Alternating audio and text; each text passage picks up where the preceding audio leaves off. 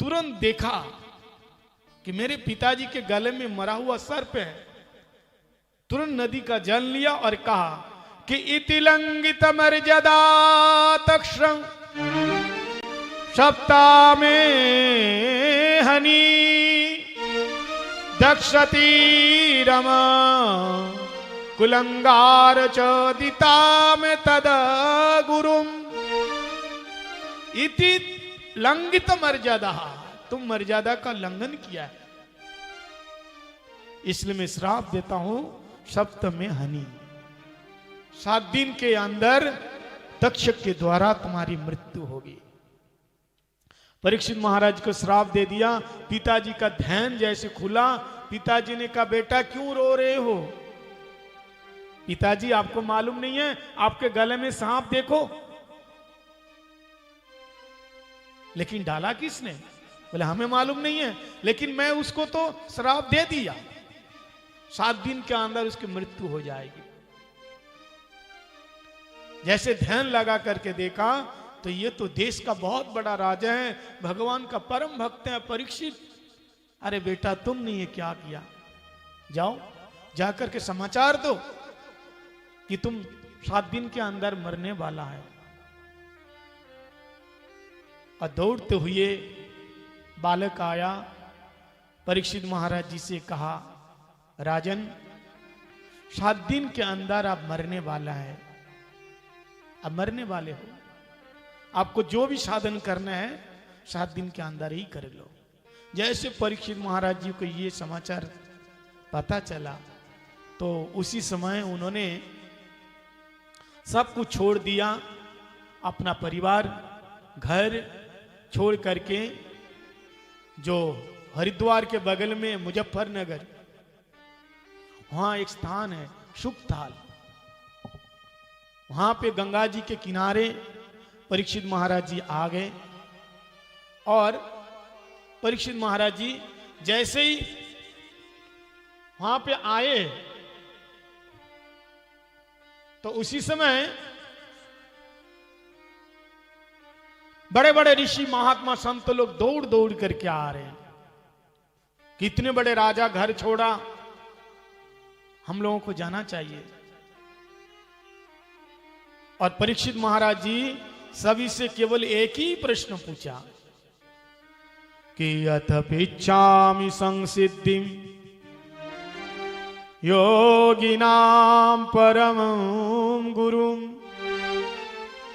पुरुषेऽहं यत्कार्यं म्रियमाणस्य सर्वथा अथ पिच्छामि संसिद्धिं। महाराज जी मेरा प्रश्न यह है कि 7 दिन के अंदर मरने वाले व्यक्ति को क्या करना चाहिए। ये नहीं पूछा कि मैं मरने वाला हूं मुझे क्या करना चाहिए बताओ, ऐसा नहीं बताया। 7 दिन के अंदर मरने वाले व्यक्ति को क्या करना चाहिए, और सबकी मृत्यु 7 दिन के अंदर ही होने वाला है। 8वां दिन होता ही नहीं। यानी हम सभी लोगों के लिए यह प्रश्न है कि हम सभी लोग 7 दिन के अंदर जन्म लिया तो 7 दिन के अंदर भी मरेंगे, तो हम सब के लिए क्या करना चाहिए? बोलो राधे राधे।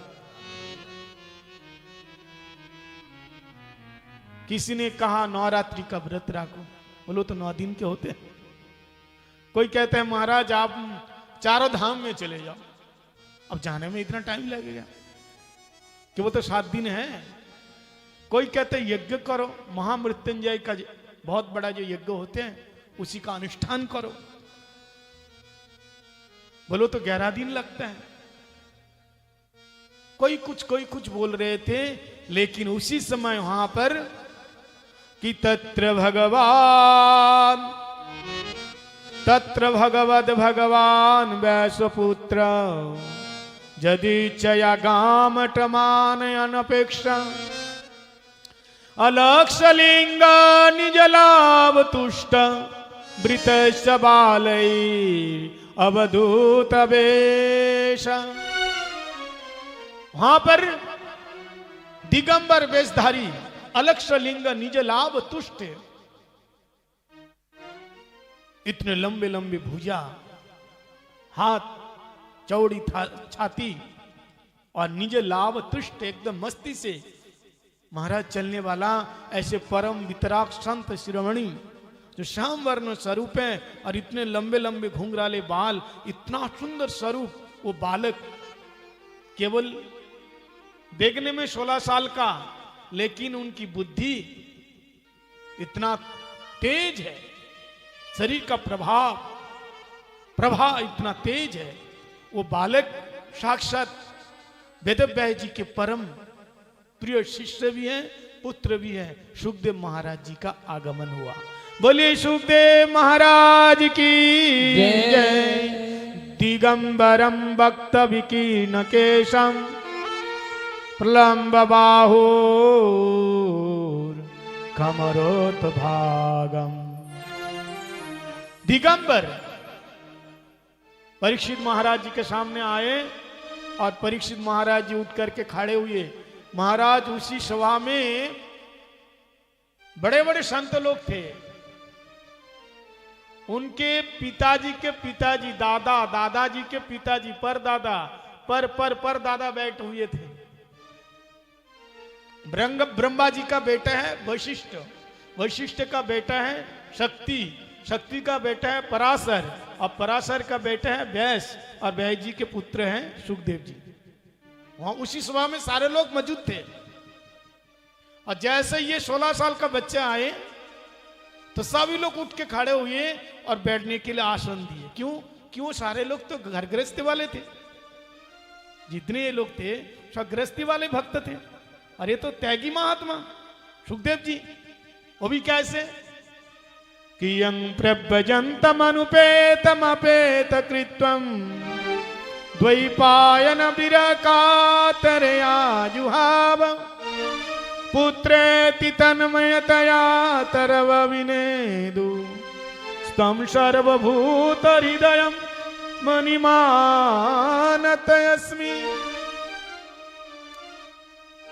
जो जन्म से ही सन्यास लेकर के चले गए थे और आज समाज के कल्याण के लिए यक्षानुभाव अखिल स्तुतिसारम एकम अध्यात्म दीपमति तितिर्शताम तमंदम संसारिणाम करुणा पुराण गुह्यम तम वैश्वनुपयामि गुरुम मुनिना। आज गुरुम मुनिनाम भाई तितिर्शताम तमंदम, हम सब के अंदर अंधेरे को दूर करने के लिए श्रीमद् भागवत पुराण रूपी अर्घ प्रदीप प्रज्वलित करके सबके सामने प्रकट हो गए। एक बात ध्यान देना, अगर तुम्हारे पास कोई ज्ञानी व्यक्ति आया है, कोई ऊंचा भक्त आया है, तो उसकी आयु ना देखो, उसकी अवस्था ना देखो, उसकी जाति ना देखो, उसका रूप ना देखो, उसका स्थान नहीं देखो, उसकी स्थिति देखो। क्या देखो? उसकी स्थिति देखो, उसकी परिस्थिति देखो, उसकी ऊंचाई देखो, उसका ज्ञान देखो। क्यों?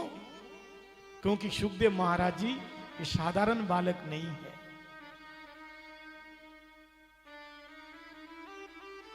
सुखदेव महाराज जी भी एक ऐसा ही भक्त हैं। इनका जन्म बाद में हुआ, पहले ही मां के पेट में से ही बैठे बैठे नारायण भगवान से बातचीत हो गई थी। बोलो राधे राधे, है ना?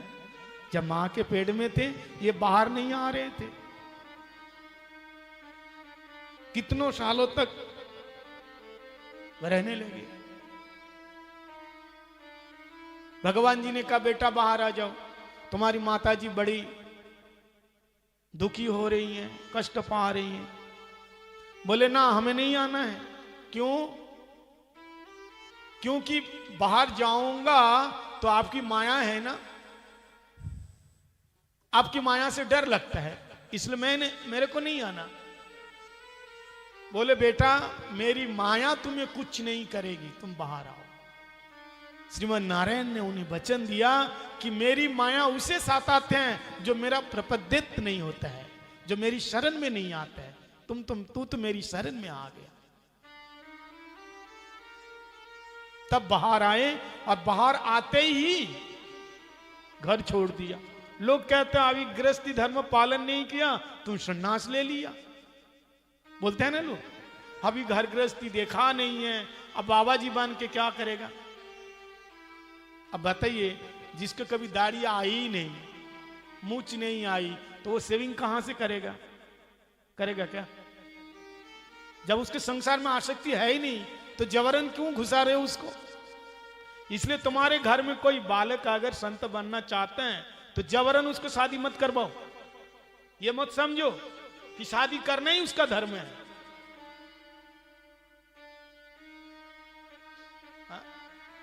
हम तो ये समझ करके बैठे हैं जितने लोग जन्म लेंगे सबको शादी ही करना पड़ेगा, ऐसा नहीं है। ये नैमित्तिक धर्म है, लेकिन नित्य धर्म भगवान का भजन करना। बोलो राधे राधे। हमारे परम गुरुदेव भक्ति प्रज्ञान श्री केशव गोस्वामी महाराज जी बोलते थे, कहते एक गांव था, उस गांव में सभी लोग, जितने लोग थे सभी लोग महाराज वो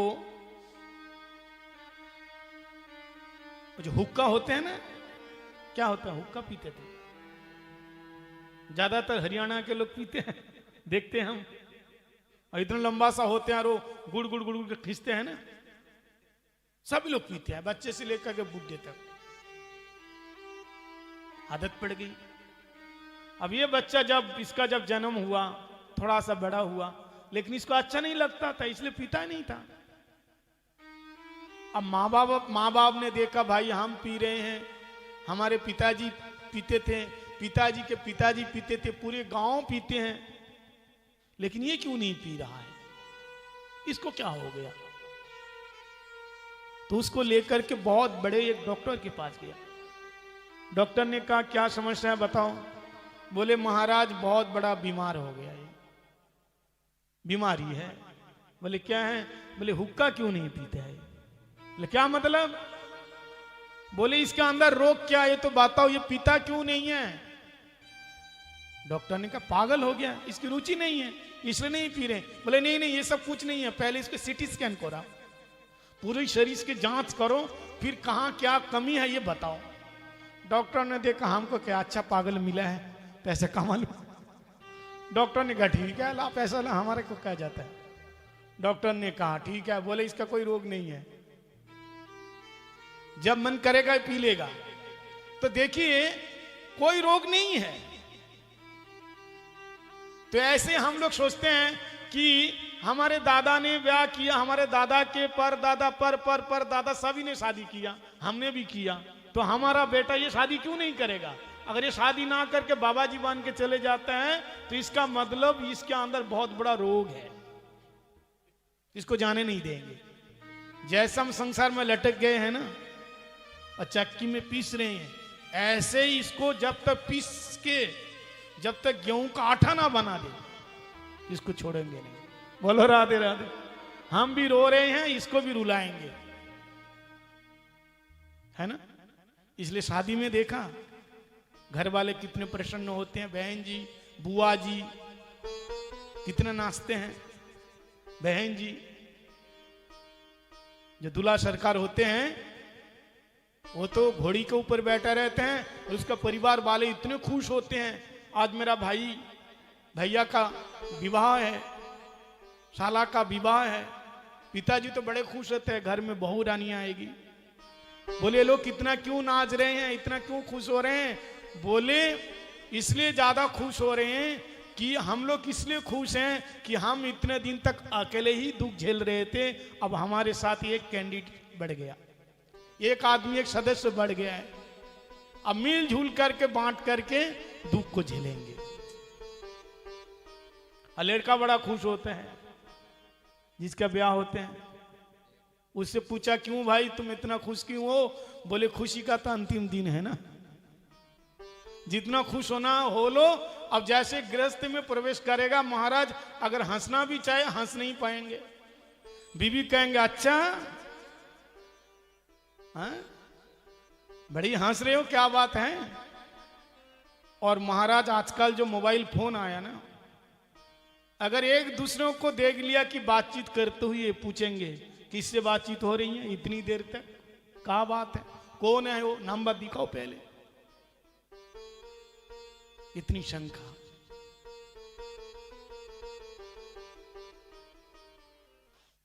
तो परीक्षित महाराज जी ने देखा ये सुखदेव महाराज जी जन्म से सन्यासी है, तो उनको ऊंचा सिंहासन दिया बैठने के लिए, चरण धोए और उनसे पूछा कि अतपेच्छामि संसिद्धिं यगिनाम परमं गुरु। हे योगियों के योगी, हे परम गुरु, आप कृपा करके बताइए कि 7 दिन के अंदर मरने वाले व्यक्ति को क्या करना चाहिए। अब सुखदेव महाराज जी आए हैं, सभी लोग उनको प्रणाम कर रहे हैं।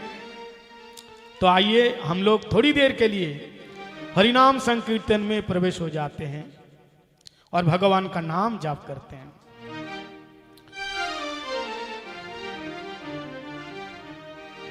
मैं तो जपूं सदा तेरा नाम, दयालु दया करो। मैं तो जपूं सदा तेरा नाम, दयालु दया करो। मैं तो जपूं सदा तेरा नाम, दयालु दया करो। मैं तो जपूं सदा तेरा नाम, दयालु दया करो। मैं तो जपूं सदा तेरा नाम, दयालु दया करो। दयालु दया करो, कृपालु कृपा करो। दयालु दया करो, दयालु दया करो।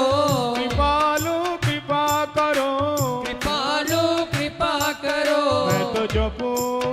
मैं तो जपूं सदा तेरा नाम, दयालु दया करो। मैं तो जपूं सदा तेरा नाम, दयालु दया करो।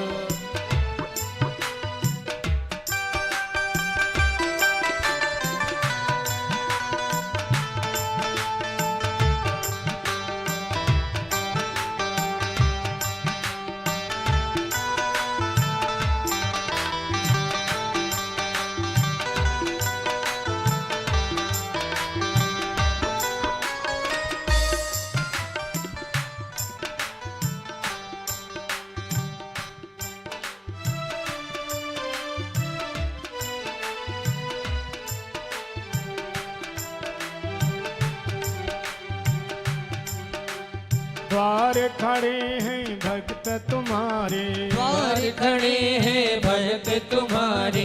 द्वार खड़े हैं भक्त तुम्हारे। द्वार खड़े हैं भक्त तुम्हारे। द्वार खड़े हैं भक्त तुम्हारे। द्वार खड़े हैं भक्त तुम्हारे। अपनी दया के खोलो द्वारे। अपनी दया के खोलो द्वारे। अपनी दया के खोलो द्वारे। अपनी दया के खोलो द्वारे। पूरन हो सब काम, दयालु दया करो। मैं तो जपूं सदा तेरा नाम, दयालु दया करो। कृपालु कृपा करो। कृपालु कृपा करो। दयालु दया करो। ओ दयालु दया करो। मैं तो जपूं सदा तेरा नाम, दयालु दया करो। मैं तो जपूं सदा तेरा नाम, दयालु दया करो।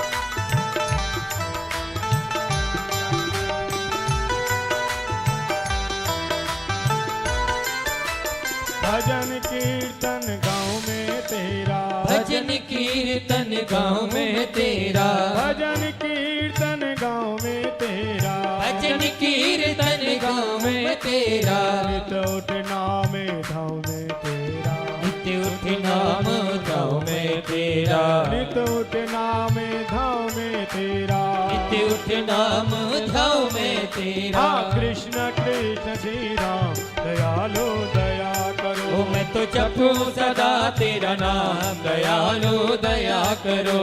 दयालु दया करो। ओ दयालु दया करो। कृपालु कृपा करो। जपो सदा तेरा नाम दयालु दया करो। जपो सदा तेरा नाम दयालु दया करो।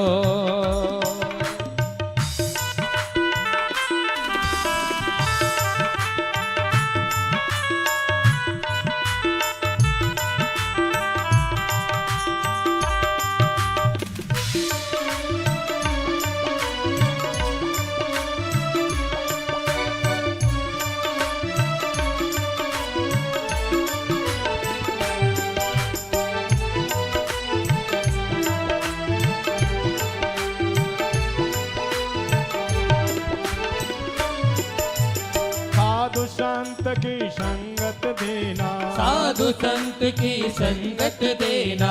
नाम अपने की रंगत देना।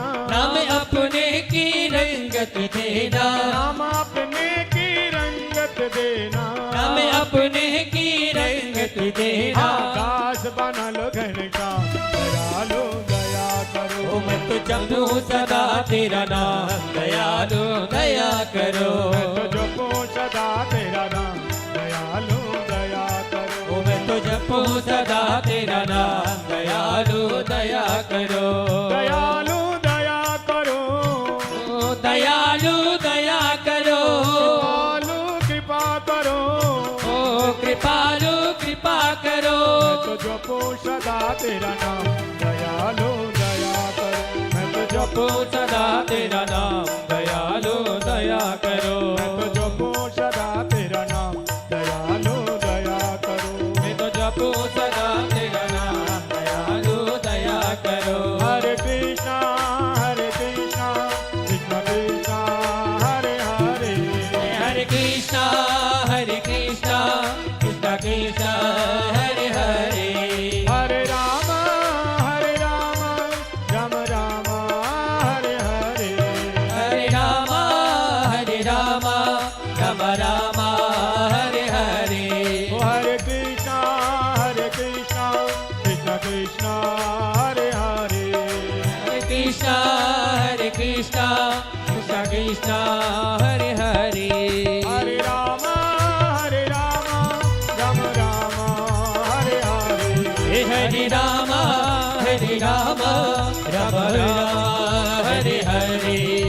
ओ हरे कृष्णा कृष्णा कृष्णा हरे हरे। हरे कृष्णा कृष्णा कृष्णा हरे हरे। हरे राम राम हरे हरे। हरे राम राम हरे हरे। हरे कृष्णा कृष्णा हरे हरे। हरे कृष्णा कृष्णा हरे हरे। ओ हरे राम राम हरे हरे। हरे राम राम हरे हरे। ओ हरे कृष्णा कृष्णा हरे हरे। हरे कृष्णा कृष्णा हरे हरे। ओ हरे राम राम हरे हरे। हरे राम राम हरे हरे। हरि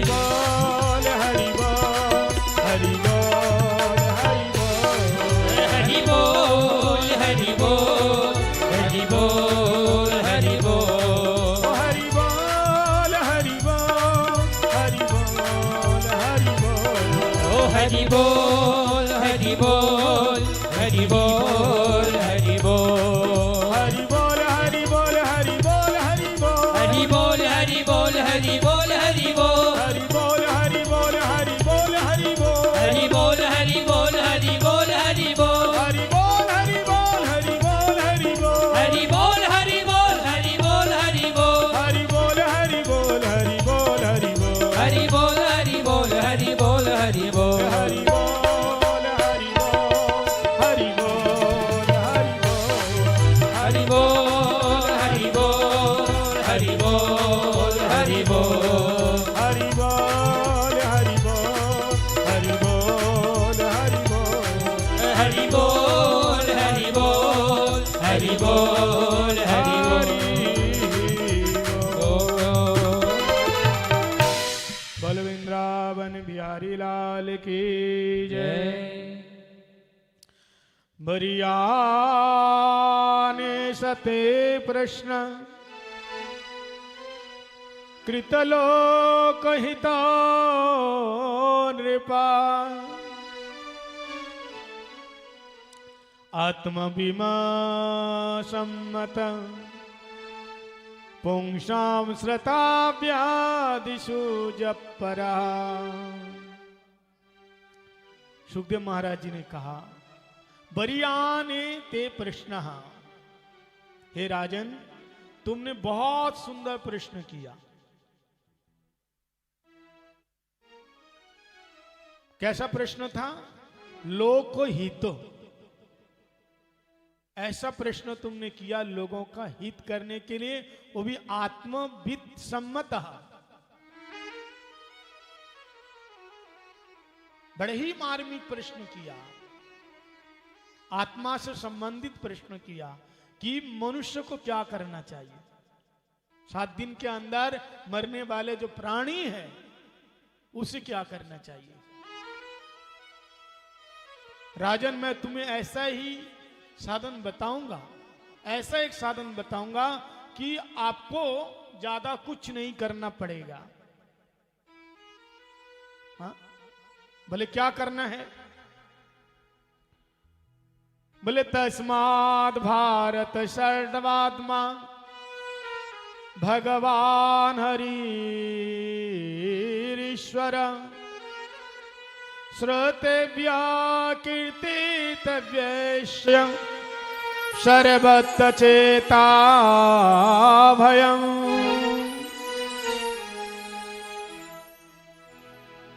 भगवान का कीर्तन करो,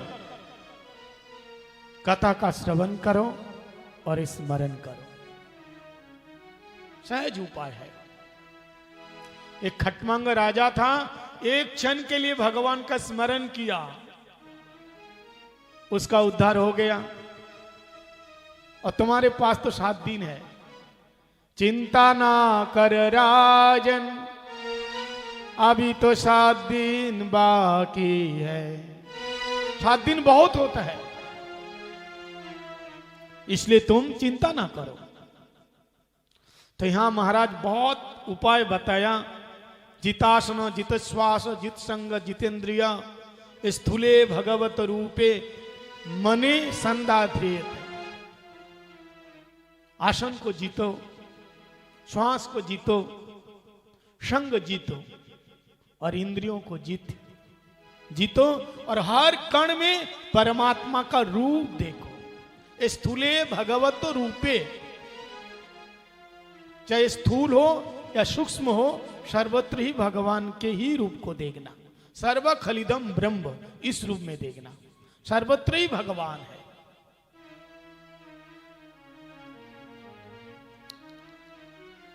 सिया राम मैं सब जगे जानी, करहु प्रणाम जोड़ जुग पानी। हर कण कण में भगवान बैठे हैं, इसलिए किसी से द्वेष नहीं करना। सुनी चाहिए वह सपा के च पंडित समदर्शिना। जो पंडित होते हैं वो सबके अंदर भगवान को देख लेते हैं। तो सबके अंदर अगर भगवान है तो आप द्वेष किससे करोगे? इसलिए राजन भगवान का भजन करो, तुम्हारे अंदर कामना होए या ना होए, दोनों परिस्थिति में ठाकुर जी का नाम लेना चाहिए। अकाम सर्व काम मोक्ष काम उदारिति, उदारधि त्रिव्यन भक्ति योगेन यजेत पुरुषम परम। चाहे कामना वासना होए या ना होए, फिर भी भगवान कृष्ण का भजन करो। ये श्लोक का बोलने का मतलब यह है, यदि भजन करना चाहते हैं तो अधक्षज भगवान की भक्ति करो, किसी देवा देवी का नहीं। और देवा देवी का तो भक्ति होती नहीं, सम्मान होते हैं। भक्ति जो शब्द है ना, केवल भगवान कृष्ण से ही सुशोभित होता है और किसी से नहीं।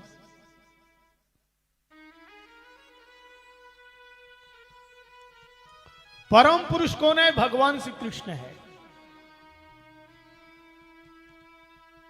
अब कहोगे महाराज देवी नाराज हो जाएगी, नवरात्रि का व्रत नहीं किया तो माता जी नाराज हो जाएगी। ऐसा नहीं। यदि आप भगवान कृष्ण की भक्ति कर रहे हैं तो देवी और प्रसन्न हो जाएगी। तो किसी ने मेरे से पूछा, महाराज ब्रज की जो गोपियां थी उन्होंने भी तो देवी की आराधना की, तो हम लोग क्यों ना करें? कात्यायनी देवी का आराधना ब्रज की गोपियों ने की, साधन सिद्धा जो गोपियां हैं उन लोगों ने किया। लेकिन आप लोग एक बात ध्यान देना, ब्रज की गोपियों ने कात्यायनी देवी की आराधना की, साधन सिद्धा जो गोपी, लेकिन बदले में मांगा क्या है? देवी को केवल माध्यम बनाया। देवी उनकी आराध्य देवी नहीं है, आराध्य देव नहीं है। आप सीढ़ी को माध्यम बना करके आप ऊपर चढ़ गए, लेकिन सीढ़ी आपका प्रयोजन नहीं है। प्रयोजन है आपका ही घर, आपका कमरा। ऐसे देवी को माध्यम बना करके भगवान को उन्होंने प्राप्त किया।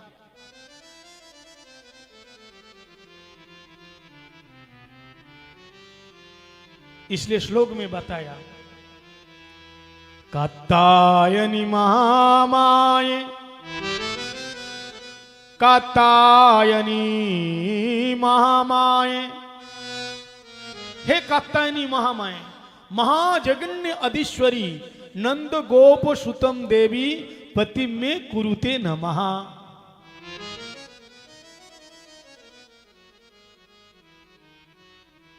नंद गोप उसका जो पुत्र है कृष्ण, पति में कुरुते, कृष्ण हमारे पति बन जावे ऐसी कृपा करो, माता से कहा। माता प्रयोजनम नास्ति, मां प्रयोजन नहीं है, मां को तो केवल माध्यम बनाया। ऐसे अगर आप किसी देवी को प्रणाम कर भी रहे हो, या ना मानो आप वैष्णव देवी में चले गए, तो वहां जाकर के अगर माता जी से मांगना है तो क्या मांगो कि हमें कृष्ण भक्ति दे दो, और कुछ नहीं। इसलिए श्लोक में कहा कि अकाम सर्व काम, कामना होए अथवा ना भी होए, मनुष्य को क्या करना चाहिए? तीव्र भक्ति भगवान में हो।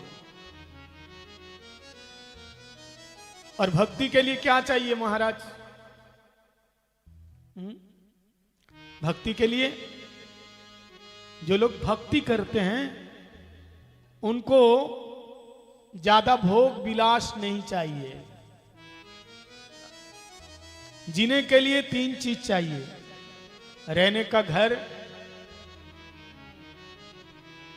खाने के लिए और पीने के लिए और पहनने के लिए, ये 3-4 चीजें चाहिए। और वो तो भगवान जी हमें प्रकृति के द्वारा ऑलरेडी दे चुके हैं। ये भागवत के 2य स्कंद चल रहा है और इसमें एक एक श्लोक इतना मार्मिक है, अगर एक एक श्लोक की व्याख्या ठीक से किया जाए तो महाराज यहीं 7 दिन बीत जाएगा। लोग कहते हैं हम मनुष्य बना है, हम जिंदगी जी रहे हैं, लेकिन वो जिंदगी नहीं है। जिस जिंदगी से भगवान की बंदेगी नहीं होते हैं वो जिंदगी नहीं है, वो गंदगी है। बहुत सुंदर फूलदानी है, लेकिन उस फूलदानी में फूल है ही नहीं। जो गुलदस्त है उसमें फूल नहीं है, बेकार है। पेड़ तो बहुत सुंदर हैं, पत्ते भी हैं, टहनियां हैं, लेकिन फल नहीं लगता। ऐसे लंबा चौड़ा शरीर मिल गया, बड़ा सुंदर पढ़ा लिखा है, लेकिन कृष्ण भक्ति शून्य है। जी के क्या करोगे? परिवार लेके क्या करोगे? पितरव किं न जीवन्ति भस्ता किं न शसन्तुताः न खादन्ति न मेहन्ति किं गाम परव पश